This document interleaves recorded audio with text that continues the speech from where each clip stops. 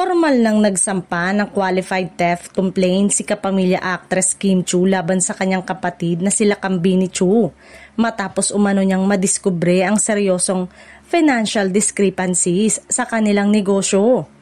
Ayon sa exclusive report, the entertainment journalist MJ Felipe, sinabi ni Kim sa kanyang opisyal na pahayag na napilitan siyang dalhin sa legal ang issue matapos matuklas ang malaking halaga na ang konektado sa business asset niya ang nawawala.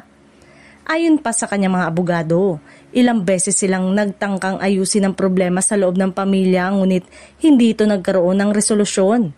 Kasama ang kanyang legal counsel na sina Attorney Zylene Dolor at Attorney Archernar Gregana. Inihain ni Kim ang reklamo at isinumite ang kanyang sinumpaang salaysay at mga ebidensya sa Office of the Assistant City Prosecutor sa Quezon City. Inamin ni Kim na may kinalaman sa pera ang isyu nilang magkapatid. Napag-alaman daw niyang may nawawalang substantial amount of money na malaking halaga mula sa kanyang business asset.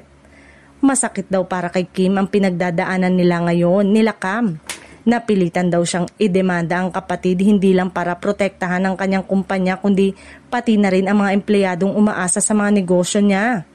Hindi naman binanggit ni Kim kung alin sa mga negosyo niya ang nakitaan ng financial discrepancies.